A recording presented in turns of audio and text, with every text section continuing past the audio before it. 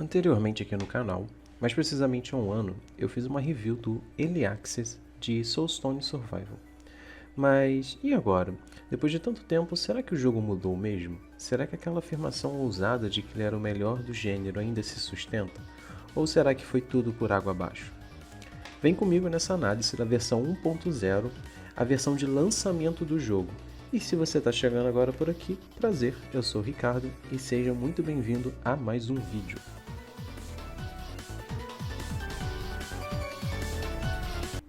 O jogo passou por mudanças tão profundas e bem executadas que chega a ser difícil listar tudo, mas vamos por partes.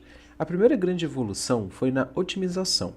Foram diversas atualizações, devblogs na Steam e melhorias técnicas ao longo do tempo, e posso te garantir, agora mesmo com o gráfico no máximo, até aquela velha carroça movida dois pangarés cansados, que é no caso meu computador, consegue rodar o jogo a 30 FPS estáveis, coisa que antes era impossível.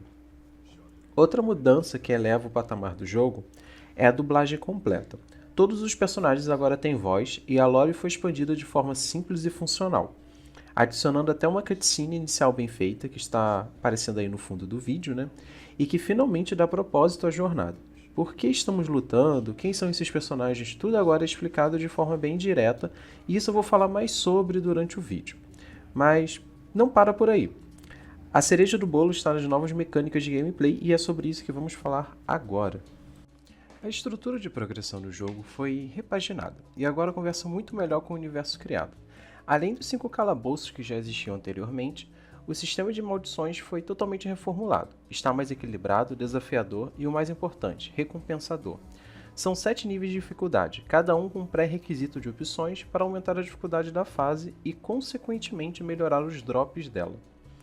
Dentro dessas fases, temos micromissões que vão desde baús ou minérios que raramente aparecem. Quando entramos na área determinada e esperamos a barra progredir, cai bastante XP, mas durante esse tempo nascem muitos inimigos fortes, então nesse momento você pode acabar morrendo facilmente. Outra coisa é que cada quantidade X de inimigos mortos, invocamos os Senhores do Vazio, que são 4 tipos diferentes. Derrotando eles, conseguimos os cristais, cada um de um elemento específico. Passar da fase, é necessário derrotar 4 deles no primeiro nível. Temos depois 2 novos fatores de replay, bem interessantes. Um modo infinito que nos transporta para outras fases, aparecendo minérios únicos e aumentando gradativamente a dificuldade. Ele é representado por um símbolo do infinito ou por um Ouroboros, caso você seja um viajante do mundo antigo. E também temos uma caveira, que te leva a uma arena.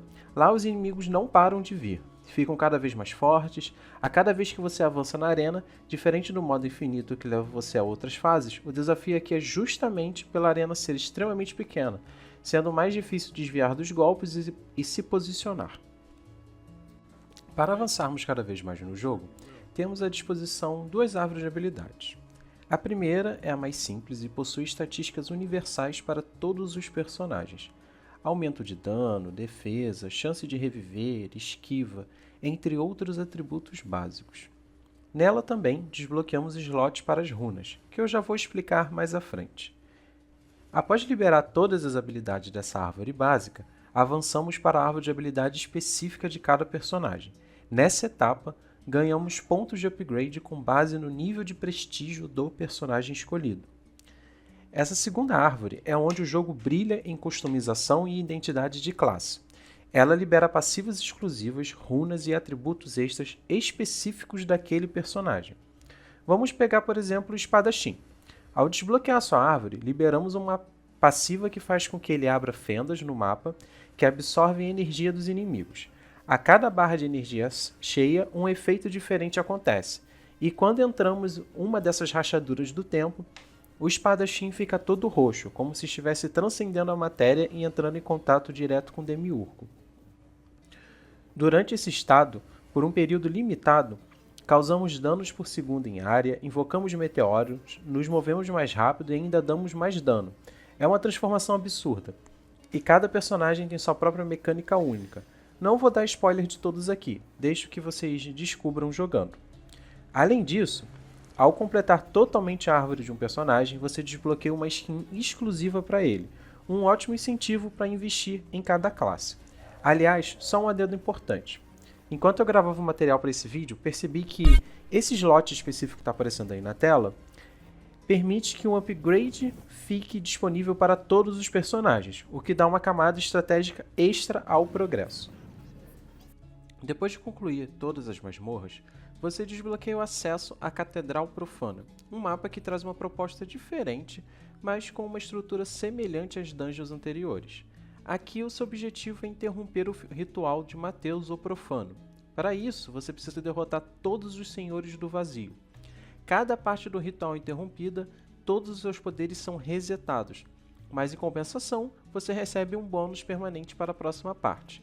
Isso cria um ciclo de tentativas e erros que deixa o desafio viciante e se repetindo até 4 vezes. Visualmente, o mapa é incrível. Uma igreja de ruínas, cheia de detalhes sombrios, o Mateus, chefe dessa área, tem um design claramente inspirado em Cthulhu, Chuchulo, Cristiano, sei lá como chama esse devorador de mentes do Lovecraft. Com movimentos únicos e um visual que impressiona, especialmente para quem gosta do estilo mais ocultista e grotesco, como eu. A catedral possui 3 níveis de dificuldade, e cada um deles não só aumenta o desafio, como também adiciona novos golpes ao moveset do Mateus, deixando o combate sempre previsível e mantendo a regra de 4 rituais para serem interrompidos. E mais um detalhe importante. Essa área é excelente para farmar materiais, pois nela dropa recursos de todas as outras masmorras, o que economiza tempo e centraliza bem o progresso. O sistema de runas funciona como sigilos, que ao serem equipados concedem benefícios extras, como começar a partida com uma skill adicional, aumentar a chance de acerto crítico ou favorecer o aparecimento de habilidades de determinado tipo. Elas podem ser desbloqueadas de 2 formas, por conquistas dentro do jogo ou na árvore de habilidade específica de cada personagem. Já as armas são adquiridas no ferreiro, desde que você tenha os materiais necessários. Além de liberar novas skills, cada arma pode ser evoluída. Quando você desbloqueia todas as armas de um personagem, pode subir o nível delas, removendo os efeitos negativos, aumentando os bônus. Ao atingir o nível lendário ou artefato, dependendo da nomenclatura que você use, você desbloqueia uma passiva única, tornando o personagem ainda mais poderoso. Agora, vamos ao último sistema importante do jogo, que está diretamente ligado à história, a caça aos titãs. Nesse modo, fazemos parte de uma espécie de lanterna verde, um grupo de sentinelas encarregados de proteger o mundo do avanço do vazio. Aqui, o objetivo é derrotar 4 titãs, aumentando gradativamente a dificuldade do respectivo selo. Cada selo é uma dificuldade desse modo de jogo. A cada vez que chegamos no final de um dos selos, o jogo te coloca contra um caçador corrompido que se rendeu ao vazio, sempre com frases daquele típico traidor, tipo, esse é o verdadeiro caminho e outras baboseiras. Toda vez que os derrotamos, um selo é rompido. Temos a escolha de repetir a fase ou de retornar ao menu do jogo, e assim liberando o próximo selo. Fazendo isso 5 vezes, conseguimos finalizar o ritual e finalmente conseguir enfrentar o chefe final, o Rei do Vazio. Então, chegamos ao desgraçado do chefe. Cara, que luta, meu amigo. O boss é infernal. Ele possui 3 fases, a primeira dela é ele sentado no trono. Seus golpes são baseados em raio lasers e meteoros sendo jogados contra a nossa direção. Após isso, ele desce do trono e diz que vai te mostrar o verdadeiro poder de um deus. A segunda fase da luta é absurdamente difícil. Além de ele dar muito dano e estar constantemente tentando chegar o mais perto de você, o chão pode ser corrompido, limitando consideravelmente aonde você pode se mexer e o quanto pode se mover. Derrotando ele, vemos seu corpo sendo engolido pelo vazio nesse momento e ele transcende a matéria de vez e assume uma forma gigante que vai te atacar constantemente. Se você conseguiu chegar pelo menos até aqui, sinta-se especial, porque é puta que pariu, que boss difícil. Tive que liberar árvores inteiras de habilidade de outros personagens para pegar as passivas universais, farmar material que nem um corno à espera da Lívia que mora no Pará, na Vila dos Tapajós, que estranhamente nunca pode falar comigo por videochamada. Agora uma dica gamer das boas, tá? Começa focando na Elementalista para farmar os materiais e liberar pelo menos os 2 primeiros selos. Depois de liberar o Maquinista, foca em upar a arma dele de fogo, que possui um nome bem engraçado, aliás, fazendo uma referência a GTX TI, tá? Todas as suas runas devem estar otimizadas para aumentar o dano crítico e dano base, além de focar em magias de fogo para diminuir a quantidade de vezes que vai ter que rolar ou esperar para liberar uma habilidade, otimizando o máximo de tempo possível. Com essa build, o seu dano escala de forma totalmente insana. Sério, foi essa build quebrada que me permitiu vencer o chefe final com certa facilidade, entre aspas, né? Mas enfim, a vitória veio.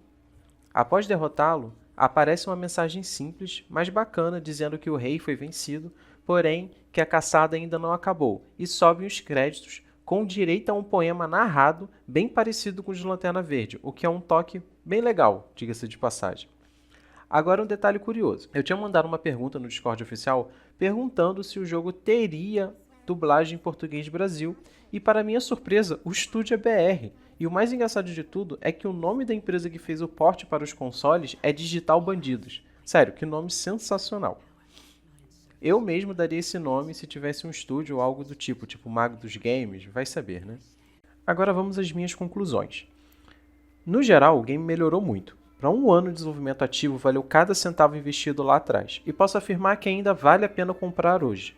Com um fator replay quase infinito, jogabilidade sólida e evolução constante, Soulstone Survivors entrega exatamente o que promete, diversão de sobra. Eu mesmo estou com 224 horas de jogo, desde a primeira review até o dia de hoje, com apenas 2 saves. É um jogo simples, bem feito, viciante. Se você gosta do gênero, pode ir sem medo nenhum. É como um empadão bem recheado, de frango com queijo, daquelas que vale o almoço inteiro, sabe?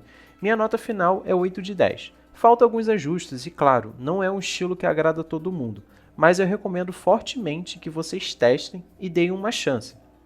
Este vídeo está num formato diferente do que eu estou testando algumas coisas, né? Então comenta aí embaixo se você já jogou, se tem alguma sugestão de review ou quer experimentar esse jogo aqui. E para fechar, spoiler da próxima review chegando. Eu sou o Ricardo, muito obrigado por ter assistido até aqui, falou e tchau!